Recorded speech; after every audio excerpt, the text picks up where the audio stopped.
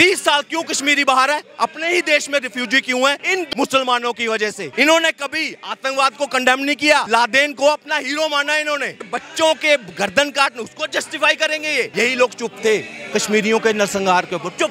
दुनिया भर के 1.80 करोड़ मुसलमान का पहला टारगेट यहूदी है। पूरे दुनिया से यहूदी को मिटा देना चाहते हैं। चाहे इंडिया का मुसलमान ले लो कि टारगेट पे पहला यहूदी है, यहूदी को देखना नहीं चाहते हैं। सिंगल एक मुसलमान भी होगा ना, वो भी अल्लाह चिल्लाएगा ना, तो उसके लिए भी ओवैसी खड़ा हो जाएगा। यहाँ कुछ ना हो, जानता भी नहीं होगा, मगर फिर भी ओवैसी करेंगे, हाय मेरा भाई, हाय मेरा भाई। ये हमारे देश के कहाँ सगे हो सकते हैं? मैनिफेस्टो किसी का भी हो, जो हिंदू राष्ट्र में देगा वोट हिंदुओं का, उसके साथ होगा। हिंदुओं, आपके घर में MLA आए, MP आए, एक डिमांड रखो, हिंदू राष्ट्र। 23 लाख लोग हैं गाजा के, उनको कोई भी अरब देश अपनी सिटीजनशिप क्यों नहीं दे रहा? जब मुस्लिम कंट्री लेने के लिए नहीं तैयार है, क्या हम क्या भारत रिफ्यूजियों का गढ़ है क्या? क्यों हम बुलाए? 5 करोड़ बांग्लादेशी हमारे यहाँ पहले से हम बोझ उठा रहे हैं।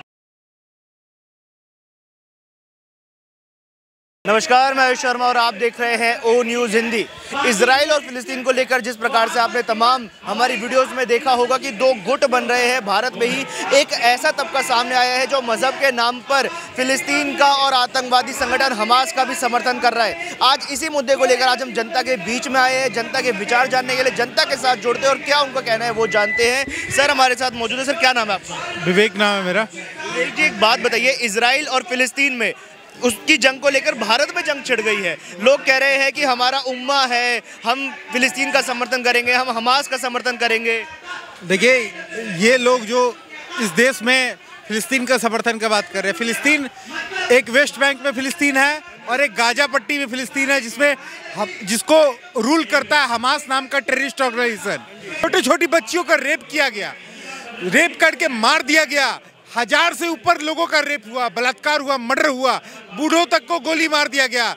ऐसे दुर्दांत किलिंग के बाद भी हमारे देश के कुछ राजनेता जो इस वक्त AIMIM पार्टी बना करके अभी सत्ता में आने का सपना देख रहे हैं, किंग मेकर बनने का सपना ख्वाब देख रहे हैं, ऐसे लोग फिलिस्तीन के जो हमास गाजा पट्टी में जो हमास टेररिस्ट है उसका समर्थन में खड़े हो गए और उसके समर्थन में खड़े होकर के वाहवाही दे रहे थे, मिठाई बांट रहे थे। इजराइल पे जब भी आक्रमण होता है तभी वो अपना एक्सपेंशन किया है। इतिहास गवाह है, इजराइल कभी भी पहला वार नहीं करता है। जब भी थ्रेट लगता है उसको कि उसके पॉपुलेशन को, उसके अस्तित्व को खतरा है, तभी वो अटैक करेगा। दुनिया भर के 1.80 करोड़ मुसलमान का पहला टारगेट यहूदी है। पूरे दुनिया से यहूदी को मिटा देना चाहते हैं। चाहे इंडिया का मुसलमान ले लो, कोई भी देश का कोई भी क्षेत्र का मुसलमान के टारगेट पे पहला यहूदी है, यहूदी को देखना नहीं चाहते हैं, वो यहूदी को मिटा देना चाहते हैं। यहूदी को मिटाने की सोच क्या भारत में भी अब पल रही है? लोग कह रहे हैं, ओवैसी ने जैसे बोल दिया गाजा पट्टी जिंदाबाद, फिलिस्तीन जिंदाबाद, अल-अक्सा मस्जिद जिंदाबाद। आप भारत की जनता के बीच में खड़े होकर इस पूरे मुद्दे को किस तरीके से देखते हैं? देखिए, यहूदी जो है ना, भारत में जब पूरी दुनिया उनके पीछे थी ना, सिर्फ भारत एक ऐसा देश था जिसमें उनको पनाह भी दी, उनको संरक्षण भी दिया और उनको आगे बढ़ने का मौका भी दिया। यहूदी आज हमारे देश में अपने आप को दूसरा, इजराइल के बाद अगर वो अपने आप सबसे घनिष्ठ मित्र अगर किसी बोलते तो भारत को बोलते। इसीलिए भारतीयों और ज्यूज के साथ स्पेशल एक संबंध है, एक बॉन्ड है आपस में। अब मैं बात करता हूँ ओवैसी जी की। अरे क्या ओवैसी मैं कह रहा हूँ, दुनिया के किसी कोने पे एक टापू में जहाँ सिंगल एक मुसलमान भी होगा ना, वो भी अल्लाह चिल्लाएगा ना, तो उसके लिए भी ओवैसी खड़ा हो जाएगा यहाँ पे। चाहे पहचान ना हो, कुछ ना हो, जानता भी नहीं होगा, मगर फिर भी ओवैसी करेंगे, हाय मेरा भाई, हाय मेरा भाई। कांग्रेस पार्टी आज जो है ना, नेतन्याहू के विपक्ष की भूमिका निभा रही है। वहां का विपक्ष जो है, नेतन्याहू का जो विपक्ष है, वो आज एक साथ है, वो फ्रंट पे नेतन्याहू के साथ लीड कर रहा है वहां पे इस वार को। सोचो, और हमारे वहां से कई हजार मील दूर जो है भारत में उनकी विपक्ष की भूमिका कौन निभा रहा है? राहुल गांधी जैसे, कांग्रेस पार्टी जैसे लोग। सोचो, ये हमारे देश के कहां सगे हो सकते हैं? जब आतंकवाद की बारी आती है, क्या मोदी जी ने कहा कि फिलिस्तीन आतंकवादी है? उन्होंने हमास की बात की है, और वो जो टेररिस्ट एक्ट किया है उन्होंने, वो एक वार क्राइम है। वार क्राइम की वार इस ऐसे क्राइम से, जैसे 26/11 का यहाँ हमला हुआ ना, मैं कहता हूं अगर ये नपुंसक सरकार उस वक्त नहीं होती तो मोदी जी जैसे सरकार होती तो वहां पाकिस्तान खत्म हो गया होता इस वक्त। जैसे 26/11 का हमारे ऊपर हमला हुआ, सेम ऐसा हमला वहां हुआ है, तो उसको भी जस्टिफिकेशन करेंगे। आरएसएस की साजिश बता रहे थे दिग्विजय सिंह उसको तो प्लांट करना था उन्होंने। दिग्विजय ने तो पूरी स्क्रिप्ट लिख दी थी, कलावा बांधकर सब कुछ, ये हिंदू आतंकवाद, मगर विफल हुए। हमारी एजेंसियां सतर्क थी, उसका भांडा फोड़ हुआ। आज जो है ना, हमास ने एक चीज तो खोल दी, हम हिंदुस्तानियों की आंखें खोल दी। हमारे बीच में छुपे जो आतंकवादी समर्थक है ना, एक एक करके हमारे सामने आ रहे हैं। अब हिंदुस्तानियों को, खासकर हिंदुओं को, मैं अब इनकी बात नहीं करूंगा, ये को बोलेंगे हम संविधान के साथ चलते हैं, उधर देखो हमास के ऊपर बच्चों के गर्दन काटने, उसको जस्टिफाई करेंगे ये नहीं। यही लोग चुप थे कश्मीरियों के नरसंहार के ऊपर, चुप नहीं करना, कुछ नहीं बोलना। 30 साल क्यों कश्मीरी बाहर है? अपने ही देश में रिफ्यूजी क्यों है? इन मुसलमानों की वजह से।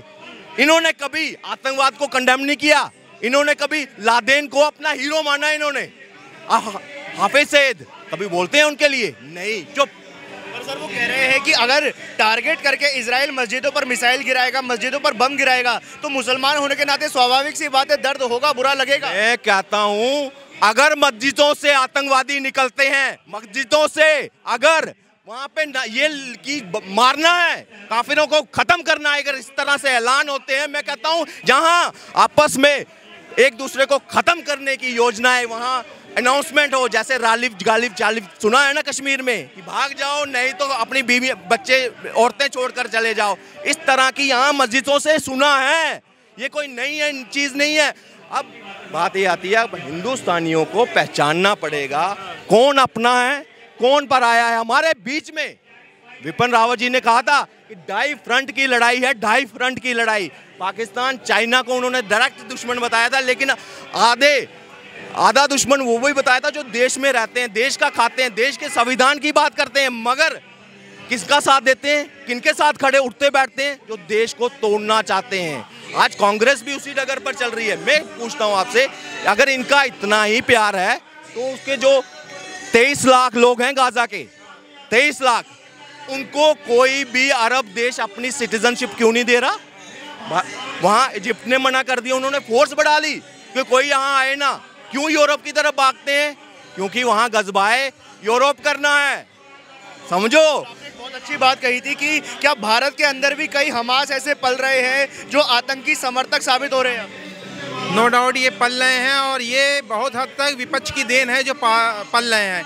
विपक्ष इन्हीं को सपोर्ट करता है, कहीं ना कहीं वोट की राजनीति चक्कर में ये करता है। आप उनको अपने देश में मुस्लिम कंट्रियां जो हैं वो क्यों नहीं ले रही हैं? अगर गाजा में ये हो रहा है तो इजिप्ट क्यों नहीं अपने दरवाजे खोल रहा है? जॉर्डन ने 2006 में खोला था अपने दरवाजे, 22 लाख फिलिस्तीनी गए थे, लेकिन वहाँ पास जाकर उन्होंने वहाँ के लोगों को, जॉर्डन के लोगों को से ही टैक्स वसूलने का काम किया, बैरियर लगा लिया था, टैक्स वसूल रहे थे वहाँ पास।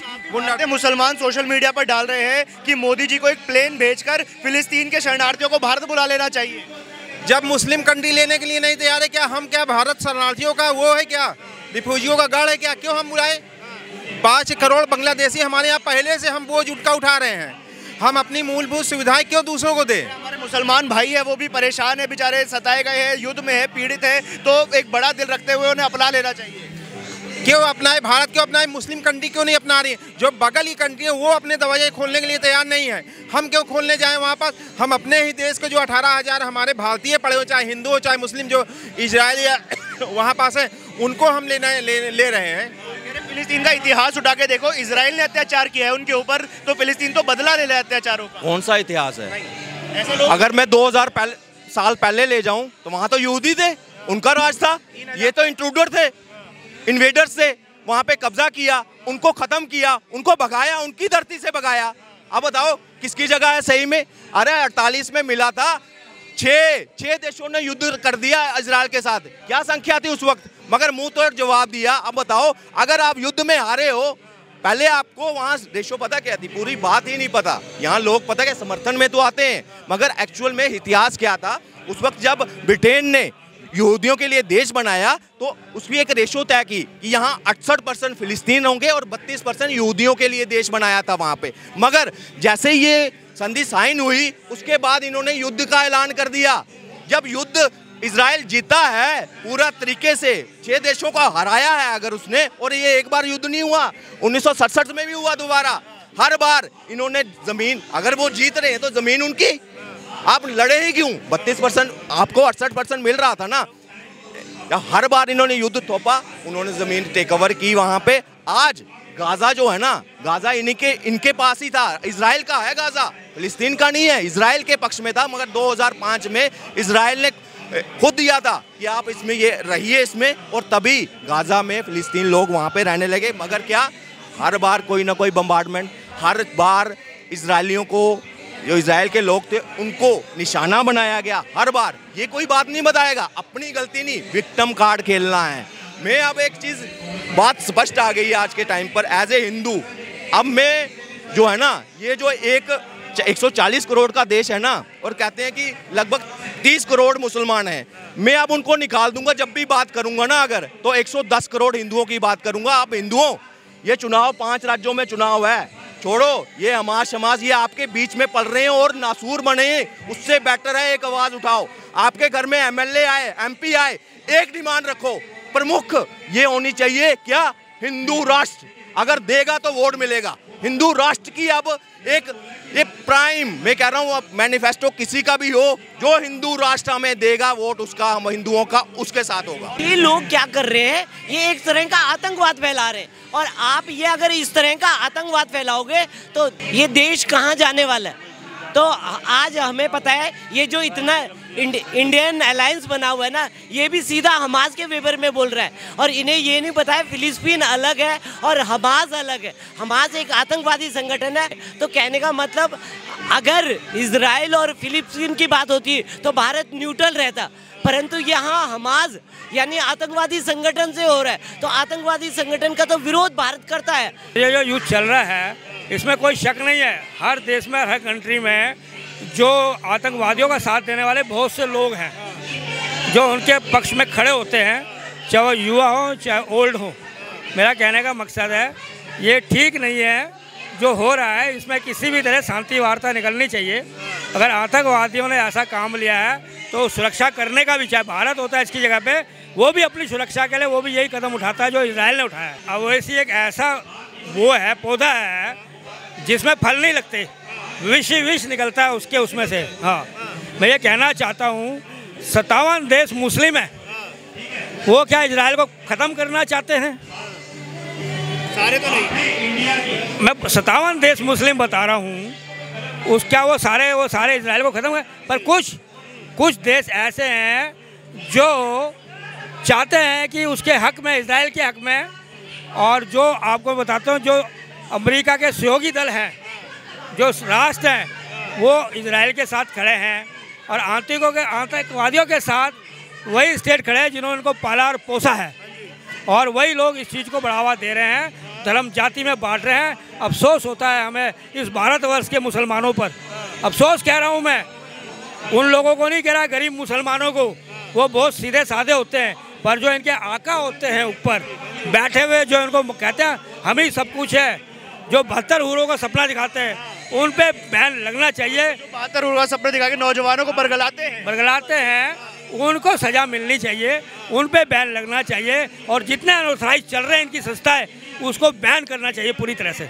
आचार्य जो है वो सही कह रहे हैं, वो कहते हैं कि देश पहले और बाकी चीज़ें हम बात की है, तो कांग्रेस उसके एंटी चल रही है, इसीलिए उन्हें बुरा लग रहा है कि आप जो है ना एंटी चल रहे हो। जहाँ देश की बात आती है ना, सबको एक होना चाहिए, सबकी विचारधारा, चाहे आप विपक्ष में बैठे चाहे सत्ता में, सब ने, अगर भारत ने एक स्टैंड ले लिया कि हम इजराइल के फेवर में, तो सबको ये बोलना चाहिए कि हम इजराइल के। पर ये इंडिया वाले क्या कर रहे हैं ना, वो सबको भड़काने की कोशिश कर रहे हैं, मुसलमानों को भड़काने पे लगे हुए, आप ऐसे करो, आप हमास के समर्थन में आ जाओ, मुस्लिमों पे ये हो जाएगा। अरे भैया, आप भारत का खा रहे हो ना, तो भारत की तारीफ करो ना। आपने कहा कि हमारे देश में ही ऐसे जयचंद पैदा हो रखे हैं जो हमारे विरुद्ध खड़े हो जाएंगे। कल को मैंने कहा ना कि अगर भारत पाकिस्तान की लड़ाई हुई तो हमारे देश के गद्दार बैठे हुए हैं, वो गद्दार खड़े हो जाएंगे। सर धमकी आ गई है, वहाँ के मौलाना कह रहे हैं भारत और कश्मीर का वही हाल करेंगे जो अभी फिलिस्तीन और इजराइल के बीच में हो रहा है। देखिए वो तो उनको कटोरा लेके भीख मांग रहे हैं, पाकिस्तान वाले क्या धमकी दे सकते हैं, वो तो भिखारियों की तरह कटोरा लेके घूम रहे हैं, कहीं दान डाल दे उनके में। पीओके देख लीजिए, पीओके आए दिन उनसे संभल नहीं रहा है, वो फौजियों को मार रहे हैं, उनके पुलिस वालों को मार रहे हैं, कह रहे हैं हमें भारत का गेट खोल दो, हम भारत में शामिल हो जाएंगे। गिलगिट पाकिस्तान, बलूचिस्तान, ये सारे भारत में विलय करने के लिए तैयार बैठे हुए। एक बार उनका आदेश ही, और आदेश आ गया तो समझ लीजिए सारा भारत में विलय कर जाएंगे। बहुत बहुत धन्यवाद हमारे साथ जुड़ने के लिए। तो आज जनता के बीच हम इकट्ठा हुए थे, लोग आज हमारे साथ जुड़े थे और उन्होंने उन तमाम लोगों को जवाब दिया है जो मजहब के नाम पर आतंकवादी संगठन हमास का समर्थन कर रहे हैं। कहीं ना कहीं बहुत सुंदर संदेश आज देश की जनता ने ओ न्यूज़ हिंदी के माध्यम से उन तमाम लोगों को दे दिया जो इस पूरे मुद्दे पर अपनी राजनीतिक रोटियां सेक रहे हैं। इस पूरे जो युद्ध चल रहा है और जनता के जो विचार है वो हम आप लोगों से भी जानना चाहेंगे, तो आप कॉमेंट बॉक्स के माध्यम से अपने विचार हम लोगों तक जरूर पहुंचाएं। वीडियो जर्नलिस्ट प्रसन्नजीत झा के साथ मैं आयुष शर्मा, ओ न्यूज़ हिंदी।